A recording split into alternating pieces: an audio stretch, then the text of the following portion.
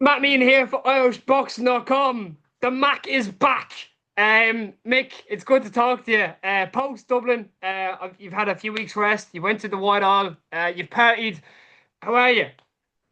Good, mate. I'm good, refreshed and ready to go. Listen, talk to me. What's next? Wood, Warrington. The names are out there, but what does Mick want? Nobody knows yet. We haven't made no decisions yet. I think there's been a few things spoke about, but nothing serious. Like, can you go more in depth? Like, what's been spoke about, if you can say. There's been an offer sent for Warrington, but it's laughable if I'm honest. So it's not near done or anywhere near anything. So yeah. Um, just talk to me. What was it like to be back to get a win, a knockout win as well? Simon Zebo and James McLean walking you out. That was brilliant. It was good. It was good. It was the perfect finish, the perfect night of what you would want for any fight. So, for the fact that they come at probably at this stage of my career, it was right. It fitted well, and to be in Dublin as well made it that extra bit special. So, yeah, I loved it. It was a long time coming. Um, when you stepped out there, like I say, you seen the thousands that were around you, but like, did you soak it in? Did you soak every second in, looking around? Like, what was going inside your head and your body? What were you feeling at that time? Yeah, listen, I enjoy walkouts anyway. So like I went up there and I enjoyed it, and I had to wait probably a little bit longer because Roisin sang an extra verse on Grace. But it was good because I got more time up there to soak it in more. So, uh, yeah, listen, it was class. The Dublin crowd's different than a Belfast crowd. If I'm going to be honest, it just seems much more Better. friendly, much more better. Yeah, like it was. You could tell everybody in that arena was there for you and they wanted you to win. But it just felt special. Like I obviously I came into the dressing room and there was I could sense a bit of different aura. Like you were relaxed. Like I've never seen you more relaxed before a fight. Like you were relaxed. You were playing around. You were having the crack. Like I guess that kind of added into the whole night that it was everything was calm, cool, and relaxing. Your team was there. Everyone was having fun. It's always my dressing rooms, though. I don't like to take it too serious before a fight, and probably the times which I have lost. So this time I was just enjoying myself, and I've said to myself that every fight could be my last fight, so just enjoy it all now and savor every moment because there's not going to be loads of them left. You know what I mean? So I just got to make sure I enjoy it all, and that's one thing. It wasn't conscious, but it was one thing I'd said to myself a long time ago when I did decide to come back that I got to enjoy everything now. Was there a slight bit of nervousness that it could be your last? Because obviously it's boxing, and punches are thrown, and Yeah, a punch could be yeah. thrown. Like was that nervousness there? No, no, that's like I've said this many a times and talked about, every fight could be their last fight Yeah. because I have said it. The next defeat, I would say goodbye to boxing, but um, me saying that, people go, "Oh, he's adding pressure." I don't feel that as pressure because it is what it is. I'm at peace with that. I'm not worried about that at all. It's just actually, if anything, it takes the pressure off and makes me enjoy it a bit more. Um, the first round, like it was 4 rounds that it went. Like, did you feel like you wanted to go in there and get a stoppage, or you seen something that you wanted to set it up as obviously the rounds went through, and obviously something was set up, and then boom, it happened. Yeah, listen, it was a punch that we worked on throughout training camp. Um, the way I've looked that right hand over. And I was just having a look. I don't go crazy in the first round always, but I wanted to get a little bit of a feel for what was going on and what was going to be coming back at me. And quite evidently from the start, it seemed Jack was much more nervous than what I was. I was quite relaxed, but he seemed very nervous and was very tentative to commit to throw punches because he was waiting on something coming back. And I had to take a bit of time, slow it down, slow the pace down, and lure him in instead of trap and finish the game plan. And as it was, we know Jack likes to go first and go last. He likes the two phase attacks, and as you've seen as they threw, he tried to come back right away and let his left hand away from his chin and the right hand landed, and it was game over.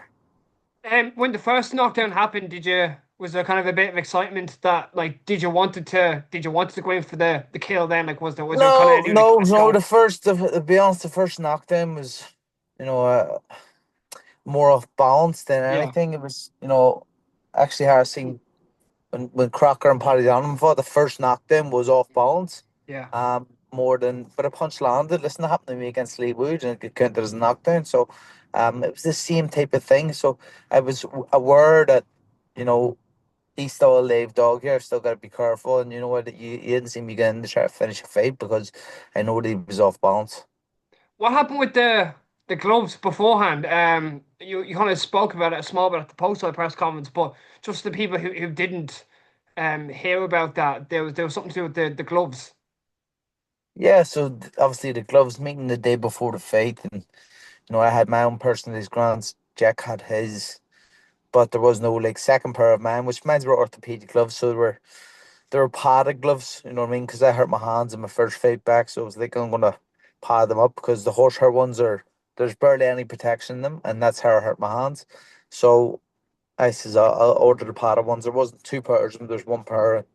His father, I think, who was helping out in the corner. He seen the gloves and was like, he's not wearing them. But they were wearing the horsehair gloves, which have less padding, so they had the advantage in terms of the less padded gloves. And that went on right up until about 5 p.m. on fight day. They were happy to walk away if I didn't wear Oh wow. the horsehair gloves. So I said, listen, I was holding out because I wanted to wear my gloves. They were lovely gloves. Got it, didn't get to wear them. But, once it came to 5 o'clock fight day, I was told, listen, they're really going to walk away here if we don't wear the gloves. He says, I don't care about the gloves. Listen, I'll wear the gloves, but I'm going to wear the white ones. His gloves were white ones, and the spur pair was the red horsehair ones. I said, he wore the red, I wore the white, then I'll wear the white. So I wore the gloves, and what happened, and the finished happened because I was hit that. See, even getting them gloves in my hand was hard. Granted, to take every lace bar one out of the glove and put Vaseline on my hands and put Vaseline inside the gloves to get my hands into the gloves. They were Oh that wow. tight. So they were really small, like, but that was through no choice of my own. That was his team's choice, and what happened. Did you feel the when you're warming up? Like, did you feel the extra crack on the pads when you're warming up because of the how little more protection your hands had? Yep, yep. I even said it. Jesus, they've done a bad thing putting these gloves on me. And like, I guess kind of fills you with confidence. It's like this could be swinging in my way. What you say? You broke a wee bit. I said like that, like the obviously as the lower protection that it could be swinging in your way. Like, did that ever come into your mind that this could swing your way? No, it was always going to be my way, no matter what gloves I was wearing, and always would have finished her finish, no matter what gloves I was wearing, because it's not really the gloves, it's the shot behind the gloves which does the damage. Um, but it was just when I put them on, I says they've made a big mistake here, and that's all I said. I wasn't worrying about swinging anyways. I knew I was going to win. I knew how I was going to win. I didn't think it would be that quick, but it was that quick. Was there a sigh of relief when the ref stepped in to stop the fight? Because we heard a huge roar of a lion, literally, I'm back. Like, was that it? Was that a shout of relief? No, it wasn't relief. It was just I proved the point to myself and probably proved the point. If not, I don't really care. The many people who doubted me, and I think people now can look at this in a different way. People are probably thinking, "Oh, isn't he back for to earn money, or isn't he back to kind of milk the last bit of it?" But it was not. I'm back to win a world title, and that's the only reason they came back. Like I've said from the start, and people's minds probably have changed now. It doesn't matter if they have or not, but that's uh that's what I think. Is Stephen Fulton on the line? Like, could that be a fight you'd want to make? He's in the WBC rankings. Yeah, but I heard recently that Fulton could be moving up to fight with Shecky Foster at super featherweight. But Fulton is the fight I would love at featherweight. If he doesn't go, a big fight in New York with the Irish and the Philadelphia crowd would be fantastic. But who knows? Listen, what will be. Whoever I fight, I'll fight, and I'll win. Um, can you reveal to us any date or any month that we could see you out next? And is it Dublin? I want it to be Dublin. That's the main place I want to fight now. There's a possibility that it could be December, but very hard to see at this stage. If not December, Paddy's Day. Yeah. That's the dates I have in mind, and there are two dates I don't mind. So, one of the two it will be, and I'm ready to take on either one. You won't be going back to Brighton anyways. No, never. No, No, that's jeez. no. Absolute Not Brighton. stinker, was it? It was a different crowd and listen to the opponent and stuff. It's very hard to get fans that fly over for an opponent like Asif Khan, and it is what it is, I suppose.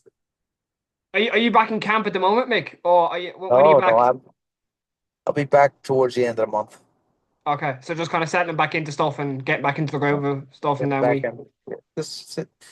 Getting to see my family, be around my family for a while. You know what I mean? Before I head back into a training camp. how has the past few weeks been since the win? What's Mick's been up to? It's been great, me and the missus went away to beat for a few days. It's only a week and a few days since the fight, so we went away to beat over the weekend there, and had a nice little break. Give her a little holiday away from the kids for a few days, and now we're back to mommy and daddy stuff. I see you on the golf content as well. For Yep, golf. for the crack, Yeah, for for the the crack, crack. Sorry, for the for the crack. Yeah. crack. Me and Ryan McLaughlin, we started the golf channel, and we're gonna get it going and build it up and try to become golf pros. I heard you're hitting bogeys only. Can you confirm or deny them rumors? I was hitting doubles and triples and quadruple bogeys, so don't worry about that. It's been tough. An eagle soon, hopefully. My God, I wish. It could come. Come on, it could That's a come. possibility. Possibility, definitely. Yeah, come on. Nothing's impossible, Mick. Nothing's impossible. That's true. That's true. Right, Mick. Anyways, really appreciate it. Thank you so much. Come on, thank